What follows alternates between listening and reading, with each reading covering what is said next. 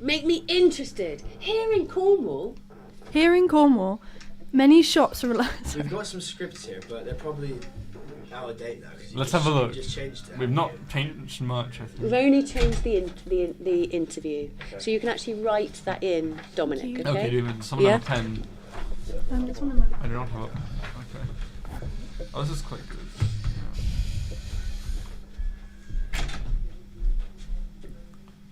It's the interview part that we want to...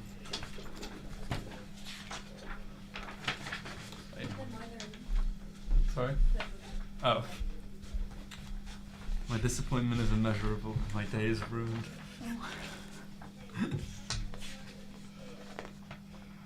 It's this part. Oh yeah, here.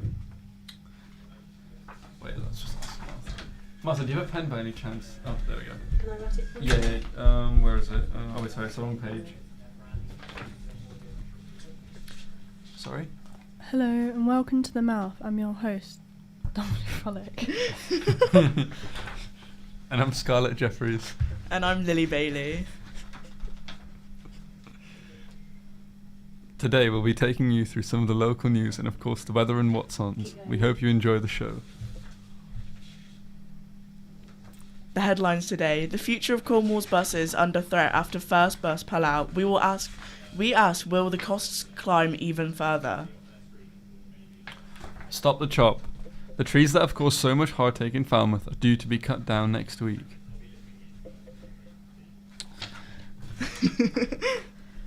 And Christmas shopping in Cornwall stripped back. How will shops cope? Cornwall buses are facing a difficult future. The county's biggest company, First Bus, is stopping all its services from February next year.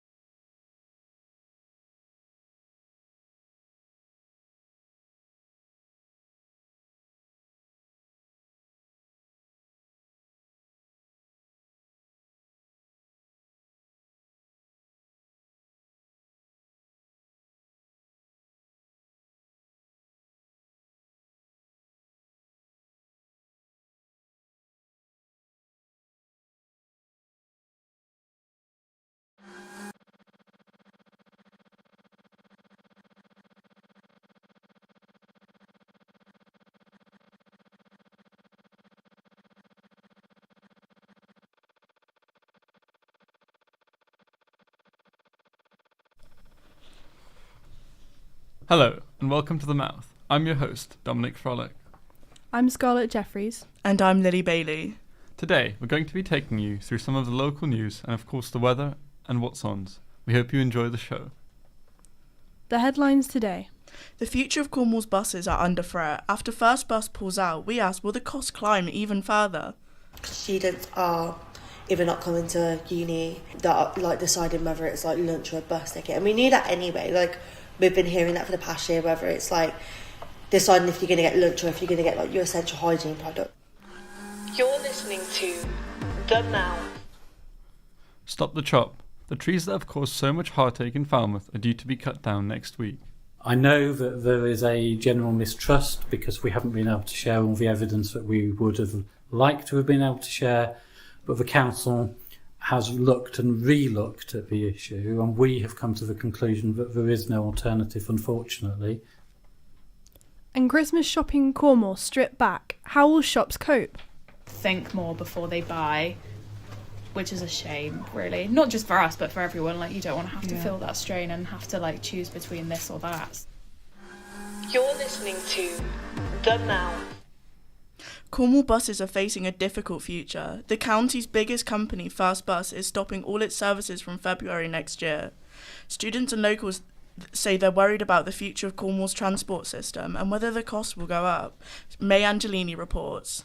After the recent news that First Bus is withdrawing all of its services in Cornwall from February 2026, the county has been left uncertain about the future of its public transport. But with Go Cornwall now announcing that no community will be left unserved and their priority is to keep Cornwall connected, there is hope that certain bus routes will be covered by other bus companies.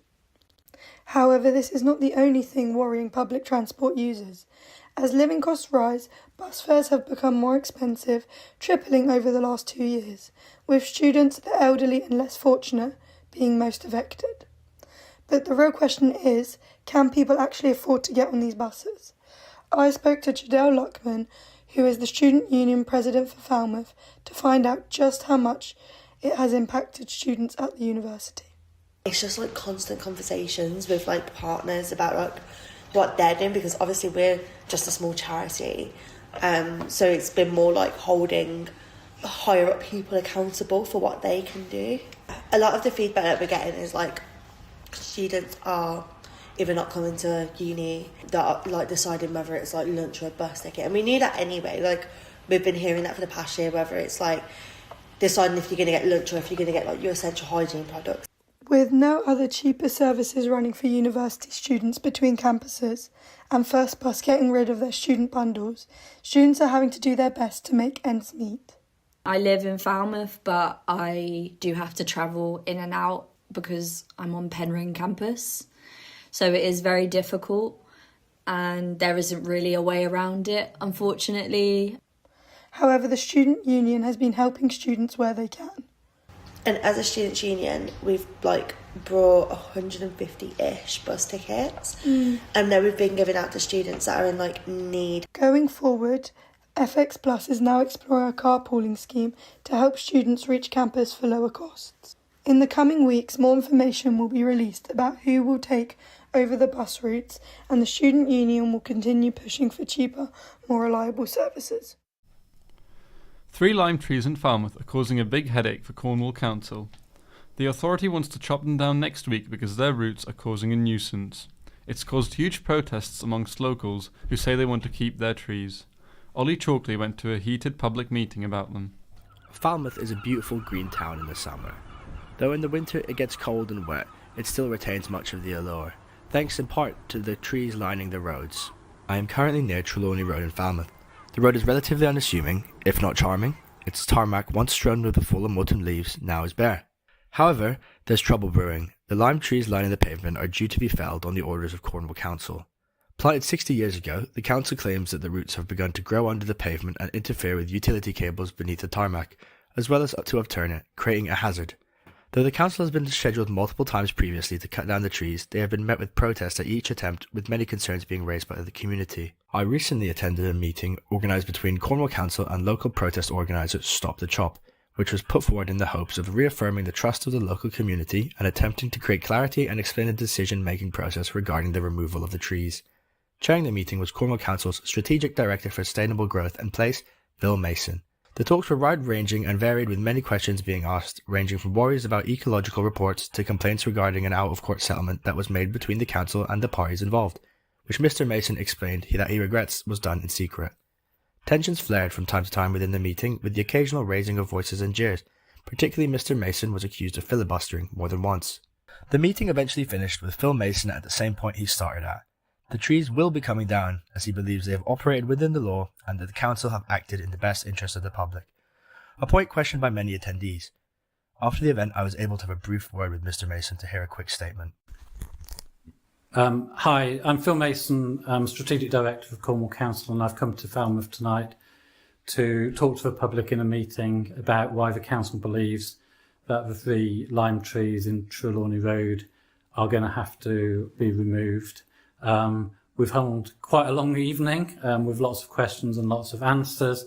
I know that there is a general mistrust because we haven't been able to share all the evidence that we would have liked to have been able to share, but the council has looked and re-looked at the issue, and we have come to the conclusion that there is no alternative, unfortunately, to remove those 3 trees. I've been really clear with the public that that isn't a policy position of the council, it's just about this particular circumstance and the damage they are causing, and that the council actually wants to protect and plant more street trees and more trees generally through Cornwall.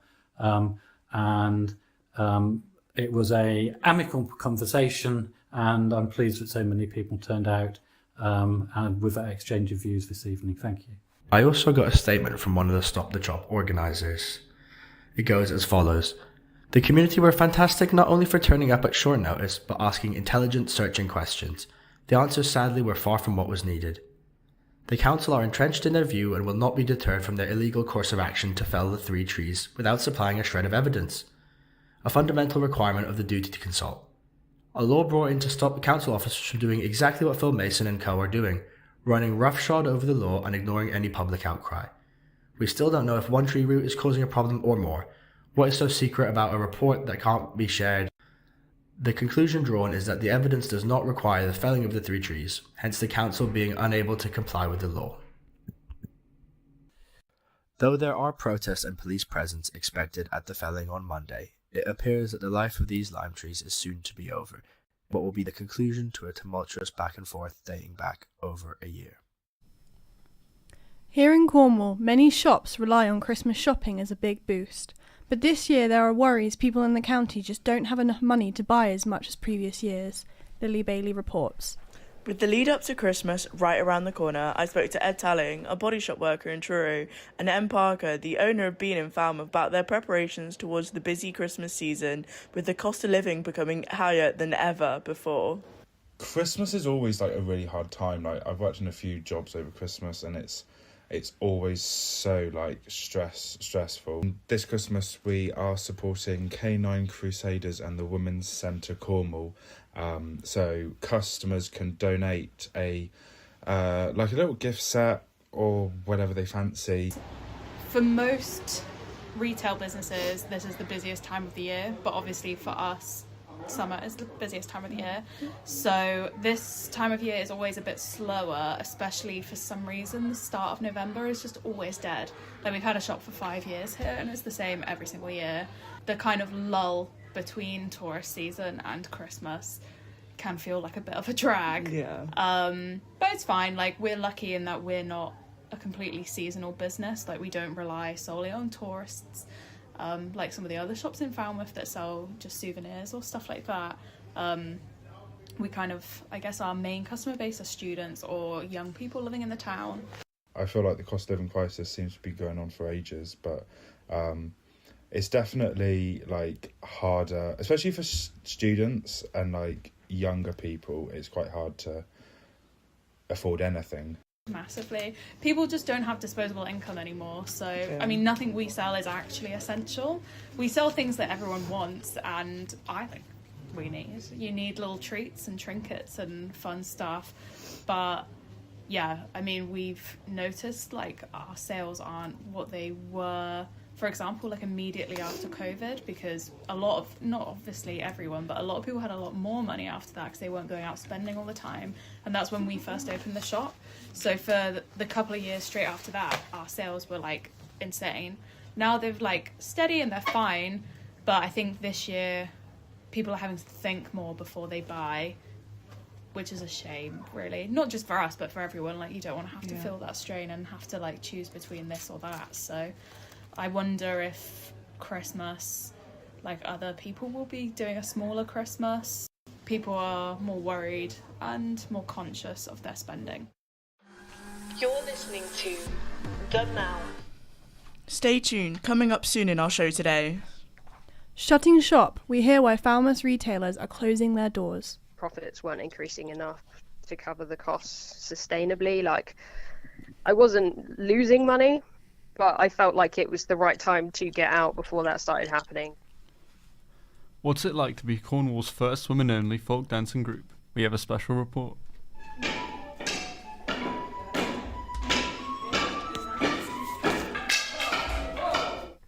One of Cornwall's most remote football teams gets a new clubhouse, built by the players themselves. When it comes to the construction of our clubhouse, some of the players do have jobs in construction, and seeing all them come together to help build the house, for the chairman, it was a weight lifted off his shoulders. You're listening to Done Now. We've been hearing over the last few weeks about Falmouth's High Street and how some places are struggling to stay open. Some large outlets like Anne's Cottage Surf Shop and Poundland are shutting, and Trogo Mills says it's also facing the chop. We wanted to find out why shops are closing their doors, so we spoke to the owner of a Falmouth eco-friendly shop called Unwrap. Tia Body spoke to the owner, Hannah Pearce, about why she decided to close down this autumn. Profits weren't increasing enough to cover the costs sustainably. Like, I wasn't losing money, but I felt like it was the right time to get out before that started happening, because I feel like this year that potentially could have started happening. The lease was coming up on the property. My landlady was also quite elderly and looking to sell the building. So there was a lot of other things that fed into it, but ultimately it was my decision, and it came down to that like stress of finances, really. Can you give us a little bit of background and kind of like context on what it was like to run that shop for those 7 years? Sure. So it was really busy at the beginning and really busy all the way up until COVID hit, and even during COVID. So we had a good year and a bit of really successful sales, really good Christmases. And because we weren't a supermarket, we had slightly different food systems, so we could get things that other people couldn't. For example, bread, flour, pasta, rice, yeast, that kind of thing. So we were able to provide the community with things that the supermarkets literally couldn't get onto the shelves fast enough. And part of that was because we sold things unpackaged. So we were really in demand during that time. And then it was probably later in 2021, around the May, when everything started to open up. And then all the way through 2022, I just saw a huge decline in footfall in town. And I think it was because during COVID, there was loads of home deliveries. And I think a lot of shop owners would agree with me on that. People were shopping online for things that they once got in town. I'd say I owned a business for 7 years on the high street, and I'd say 5 years of that was fighting.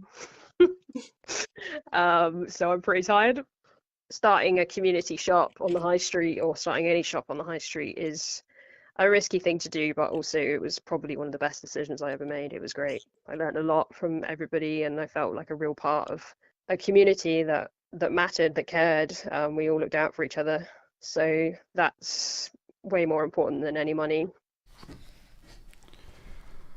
Did you know that Morris dancing has been around here in the UK for over 600 years? Here in Cornwall it continues to thrive.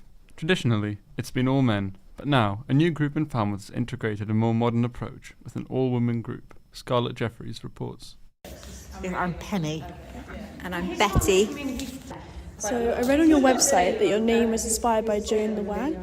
Is it Wads or yeah? We say Wad. This is so. It's actually a bit controversial because we have seen it as wad, as in mad, but we've also seen it as in wad. As in odd. As in odd or nod. So we're not actually 100% sure how it was pronounced as the old Cornish. But we're either mad or odd. Yeah. Are a lot of your like dances like inspired by old folklore and like Cornish style? Some of them are traditional dances, and all of them have been a little bit re-choreographed, haven't they? Yeah. I think most groups do that. And then some of them are written just for us. Yeah. And yes, there's that. Yeah, so we've been really lucky in that we've been taught by some members of other groups, and some were written as kind of Morris dances in like the 70s and things. Yeah, and then others have been kind of from a much longer tradition. Much earlier. Yeah. Shepherd's Hay is a very old tune as well, and a very old dance. That's the waver one that we did with the hankies. So, and then actually Rosie, one of our members, wrote one of the dances with the 2 sticks that we were dancing called Thank You Jack. That's the one that puffs everybody out. It's too tiring, Rosie. Yeah, it's very... So it kind of shows that actually, you can kind of add your own, tradition into the... It doesn't have to be sort of Morris of old. Yeah, it can be an ever-evolving thing. I think even... Inspired you? Well, yeah, I guess... Yeah, the way that we kind of dress and the makeup that we do and things, we definitely kind of consider it to be progressive Morris or prog Morris in that respect. I think being an all-female side and really kind of leaning into that as because actually there's a big tradition of kind of women not being on sides, so all male sides or mixed sides. To some extent, I think when women were admitted to Morris circles, their kit would mirror what the men were wearing. It was just the kind of, the version with a skirt. So I think maybe we've absorbed a bit more of a conspicuously feminist attitude to what we would wear. Yeah. So when was this particular group sort of put together? This is our 3rd season. Wow. Yeah. It is our 3rd season. Yeah, I doubted myself then. So we started in, was it 2000? So that's 3 summers, so 2025, 24 and 23. So we started kind of this time, November-ish, just before Christmas in 22. Yeah, 2022. Is there any like meanings behind your costumes?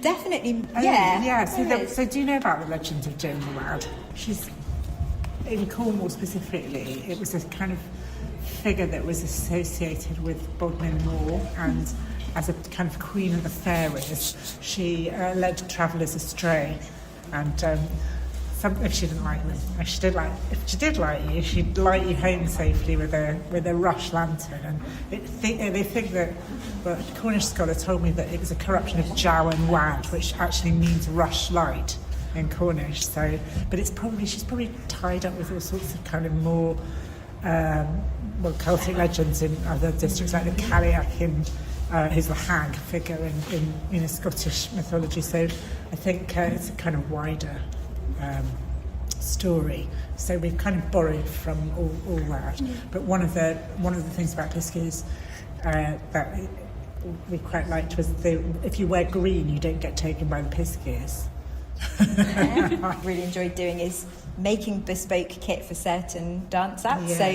The one that we did at the Tate earlier this year, we did those dresses specifically inspired by Ethel Colquhoun's her paintings.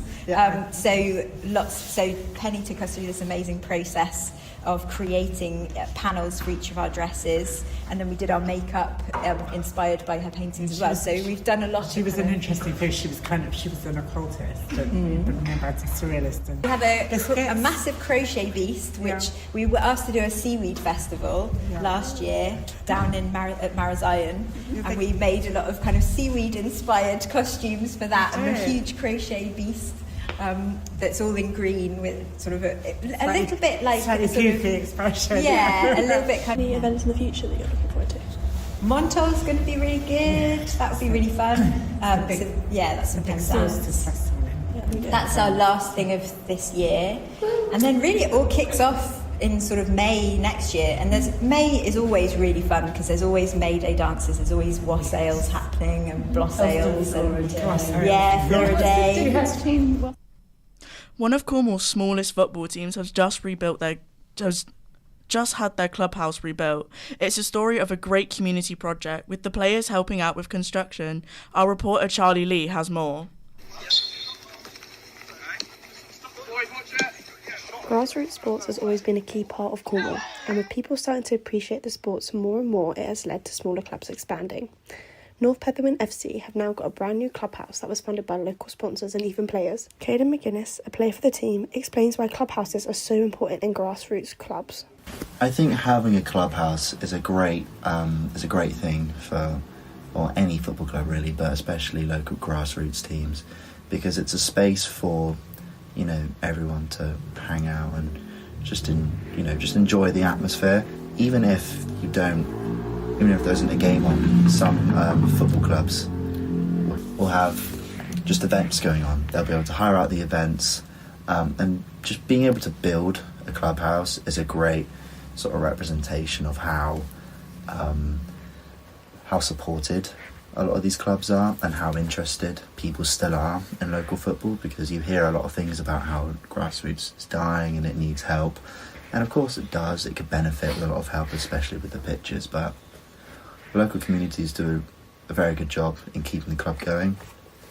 When it comes to the construction of our clubhouse, some of the players do have jobs in construction and know people in construction in the local community, and seeing all them come together to help build the house, for the chairman, it was a great weight lifted off his shoulders. I remember him talking to us about the struggles of trying to get this new clubhouse, trying to get the funding. Being able to open the clubhouse was a great thing, because you saw a lot of people after games going in and buying a drink and just supporting the club further, and I just think it's a great, just having a clubhouse, being able to build that, it's just a great symbol of how important it still is to the community. It also seems that the local people who are viewing these games seem to also enjoy the clubhouse now. And socialise with people that I may not have seen or may not see otherwise. So next time there's a 3 o'clock kickoff on a Saturday at your local team, why don't you pop by and have a look?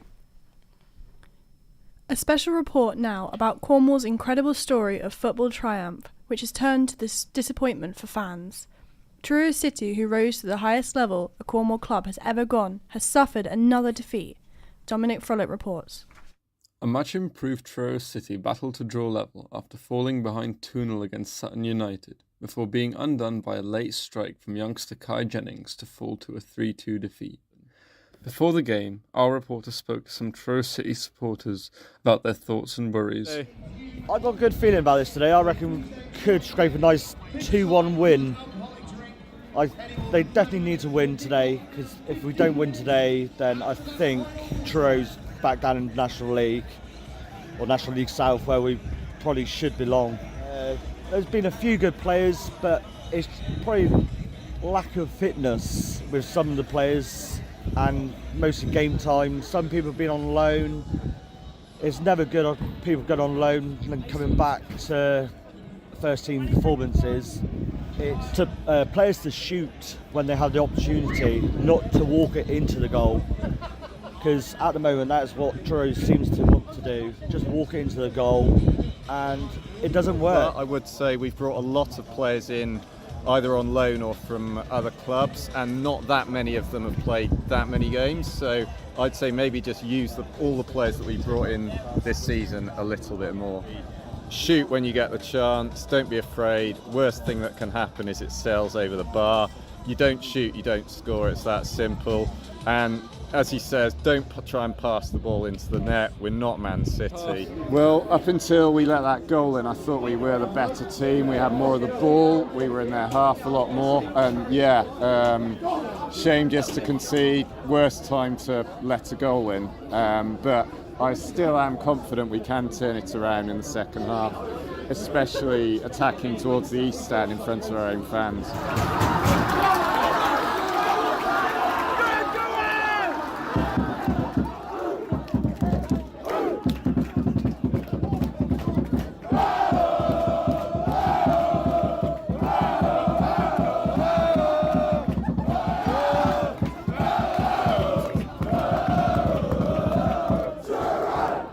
Their joy was to be short-lived. A well-crafted move from Sutton just 2 minutes later found Kai Jennings once again, who thumped the ball into the bottom corner. The match ended, Truro City 2, Sutton United 3. The defeat put Truro City 7 points adrift from safety. Tough to take because after we come back from being 2-0 down, you kind of thought we were going to go on and win it then. So to then concede that late goal almost straight after we'd equalised was, quite tough. Players had a really good go. We scored 2 goals. We looked like we could have scored more and got back at the end. So, you can't say they haven't tried today. They've obviously given 100%. And, it's just the game's gone against the wrong way today, I suppose. So, but I personally am a lot happier with the performance than the last couple of games. Truro City's next home game is against 9th placed Wealdstone on Tuesday, December 16th. Now we welcome Caden McGuinness, who we heard from before. Thank you for joining us. Yeah. You're a football player here in Cornwall. What do you make of Truro City? I think overall it's really good to have a club like Truro. As high as they are in the Football League, it's great because it brings clubs from even bigger, even higher leagues down into Cornwall. And it's a big reason for people to gather around and celebrate. And it brings academies from Premier League clubs down as well, which is also a good thing for Cornwall, I think. And how do you think the fans are feeling about the season? Well, it can't get any worse, can it? I think that regardless of how they're doing, the last season was great, and the lack of points this season is not ideal. Thank you. The weather now. Today there'll be lots of rain and cloud with a light breeze, so grab your coats. The temperature will reach up to 14 degrees and will drop to 11 degrees this evening. The surf report for Falmouth and the surrounding areas is big swells and winds with waves reaching 21 foot tomorrow. And don't forget to tune in next week when we'll be bringing in more stories from our talented news teams. You're listening to The Mouth every Friday on Source FM. You're listening to The Mouth.